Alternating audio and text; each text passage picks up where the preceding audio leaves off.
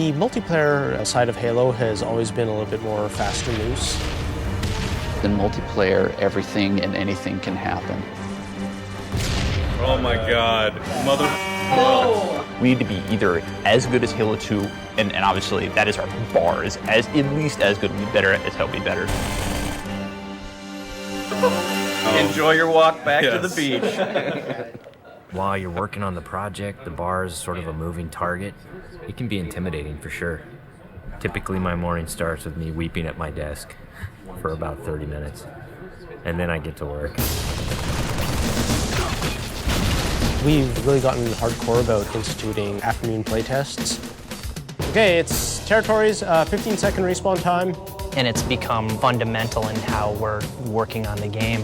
Oh, Froman. Oh, you're so close. From day one, people have been in there playing it, which really, really refines the gameplay. It was horrible there. Oh, who broke territories? I think Halo 2 multiplayer has been played like 4 billion times. Competing against yourself is stressful.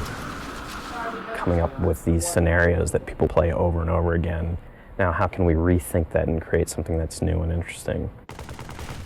We started getting more into these asymmetrical maps where it's offense versus defense, where that's a choke point that you want to hold. And I think High Ground is an example of that. Some of the specific things that we tried out were having a wall that you have to get past. That sort of defined whether you won or lost the game. And then we stuck some towers in, and we put AI gunners on all the towers. So as you're running up the hill, you're just getting tagged by all these AI guys. That's the direction that we went. We're like, whoa, that's way too hard.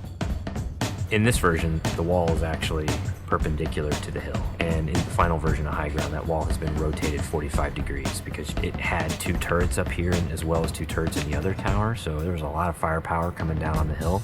That got all simplified into 1 turret actually right above the gate, which we felt was not as brutal to the attackers.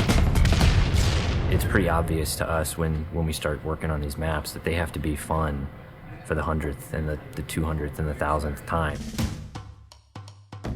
You weren't figuring out the switches in the doors? Yeah, the glows are like you want to walk up and fight. Watching people run through your map challenges a lot of the assumptions you made about it. Like, oh, I think people will use this hill for sniping, and then no one uses it. Then you get great comments like, this map sucks, I hate this spot, I hate you. A lot of the time that we spend on these levels are in the details, making sure that the run to a weapon is equal for different areas, getting the distances right for flag captures. Because we make such an effort to place titled objects in a level, like the waterfall, the bridge, the porta potty, people can say, the flag is down by the porta potty. That immediately helps with that social aspect. Don't tell them about the porta potty. One of the things that we talked about in pre-production was player movement, and that's where the man cannon came from.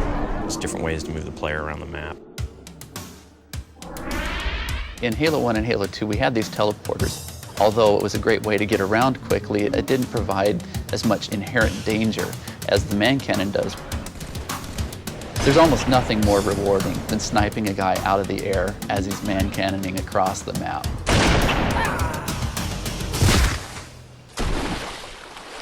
Whatever weapon that you start off every round with is going to really affect the decisions you make.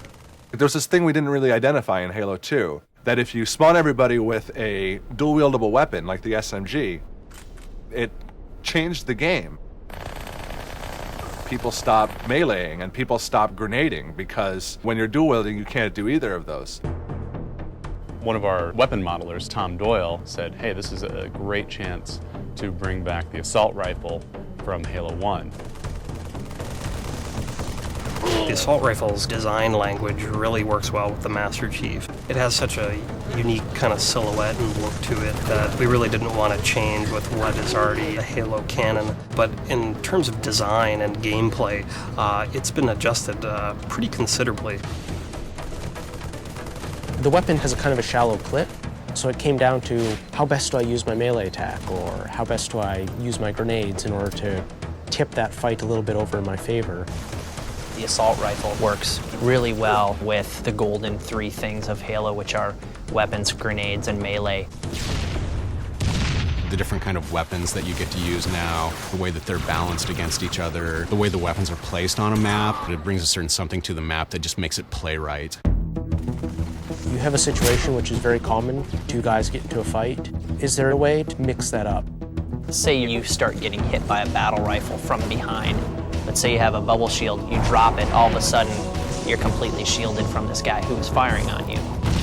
Or you have a trip mine and you realize a warthog is barreling towards you. You deploy the trip mine at the last second. And yes, you die, but you take out those damn bastards that just ran you over.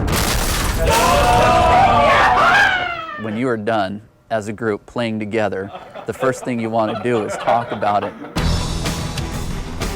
Every game you play, you're going to be having a save film that you can stop time, shift camera angles. When you watch that, Oh, look at that! No sucks! I think being able to share it with your friends makes the smack talk even more powerful because it's not just, oh, I just shot you in the head from across the map. It's, I just shot you in the head and let's watch it in slow-mo. It's really going to help people improve their play if they can see it from the enemy's perspectives. You'll be able to watch where they go, what weapons they pick up, in what order. We've done a lot of paper, we have all the specs, but there's a significant part of that that's not yet finished. The big challenge ahead of us now is to make sure that we get everything that we can in the game. We're going to be what we're going to be, and we think it's really good, but everybody's expecting it to be really good. So we got to beat those expectations somehow. That's what's tough. Yeah, that's what makes me cry at my desk.